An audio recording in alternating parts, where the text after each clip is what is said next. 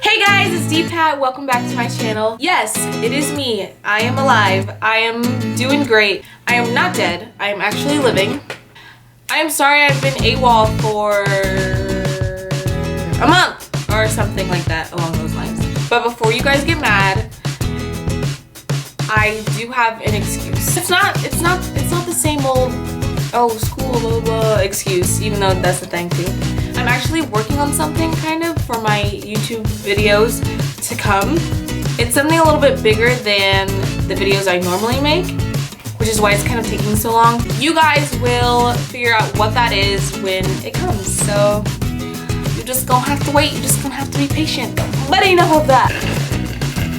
Until then, I have a little story time for you guys. This is not a funny or embarrassing story time. Sorry, it's I was just kind of sad. But I think it's a very big part of my life. Like, honestly, I think that this was the scariest moment in my life, in my opinion. And I mean, it's my life, so I think my opinion's all that matters. This is the time that I thought my dad was going to die right in front of my eyes. You already know it's great because it starts off with that title. Disclaimer, he didn't die. He's still alive and well. So my family travels a lot, and when we do travel, it's most of the time by car. We rarely take planes anywhere. Actually, the last time I took a plane was like last summer. But it was before then. I couldn't remember the last time I took a plane. I was in 7th grade. And we had just gotten back from a trip to Ohio to visit my mom, and she lived there at the time, but we lived in Texas. At that time, I didn't have my license or my permit, so it was just me, my little sister, and my dad had to drive the whole way there and the whole way back. Now, keep in mind that the drive from Plano, Texas to Fairborn, Ohio is 17 hours. And that's including stops and everything like that, but it's a pretty long drive for any one person to make. So this was us coming back home. At the time, we lived in an apartment complex, and we lived on the 2nd floor, and the stairs to the apartment were concrete, and they had little holes in them. You know, it wasn't like a solid staircase. It was like holes in between them, like pretty big holes, so if like you dropped a ball or something, they can fall through the hole. When we got back, it was real late at night. It was like probably actually like 2 in the morning or something along those lines. It was dark out. My dad had just driven that entire time. We had 2 very big bags with us, 2 ginormous suitcases. Like, these things weighed a ton. So my dad, being the big macho man he is, was like, I don't think I need to take 2 trips. I can just take these by myself. Both of them at the same time up these concrete stairs to the 2nd floor. So he's carrying these giant suitcases, and he's already exhausted because he drove all of those hours. So he's carrying them up the stairs, and all the while, me and him are joking about how tired he is and how tired. I forgot what exactly we were joking about, but I know we were talking about being tired, ironically. My little sister opens the door. She goes in first.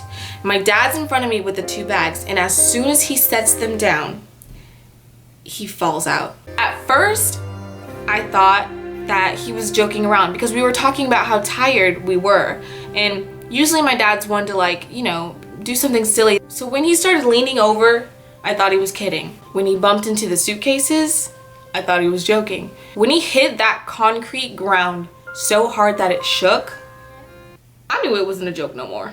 He fainted.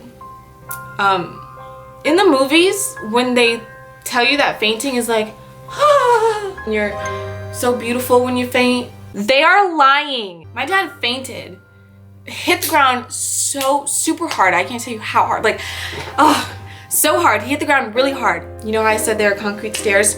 When he fell, his head was hanging off of the highest stair. Now listen, I was 100% sure that my dad was gonna go tumbling down that flight of stairs, that flight of concrete stairs. That's what scared me the most, I think. His glasses did fall. They didn't fall through the little hole I was talking about, but they fell on the couple stairs down. So that just made it so much worse. So anyway, and he was like vibrating, and it sounded like he was choking kind of. It looked like he was having a heart attack. That's what my mind automatically went to, a heart attack, just because on movies, you know, that's more dramatized than just fainting. So his eyes were, they were kind of closed, but they were at the same time like flickering, if you know what I mean. Like, so he was shaking, he was like making choking sounds, and I started screaming because I didn't know what to do, and he was just lying on the floor. And so I immediately, you know, scream, and my sister comes running out and she sees what's going on. I don't know what to do. It's 2 in the morning. I mean, it's my dad. He's laying down there struggling, obviously. So I turn to my left and I'm like, oh, the neighbors, because, you know, apartment complexes usually have a door here and then someone lives right across from you. That's how it was. So I run to their door, and as soon as I'm about to start knocking, I turn around and he's looking, his body is finally calmed down, and he's looking at us like we're crazy. And I'm over here, my heart's pounding so fast, my hands were literally shaking. Worse than the time that I almost got hit. And if you haven't seen that video, go check it out. I just got hit. It was one of the first videos I made on my channel.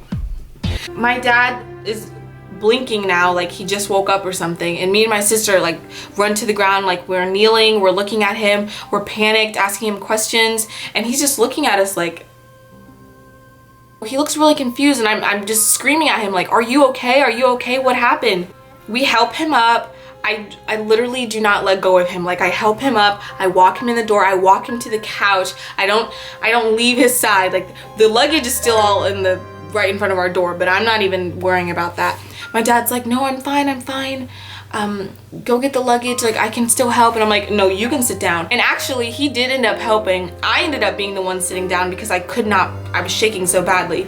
I mean, it was traumatic for me and my little sister, but I think because I visibly watched him fall, and my sister ran out towards the very last seconds of it, so she didn't see as much as I did, which I think is why it bothered me so much. He assured me he was fine.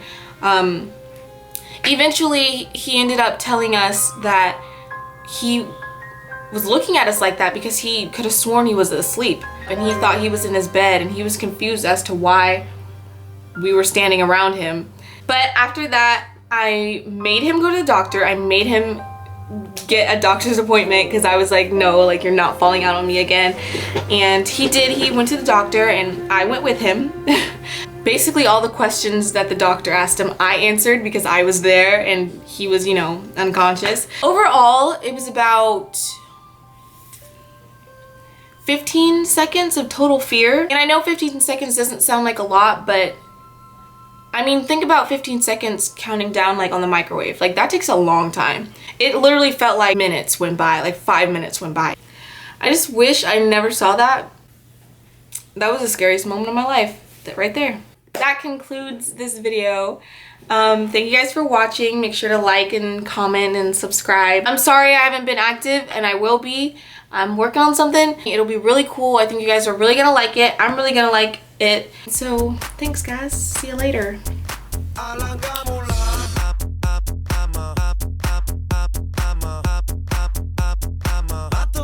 Gentleman.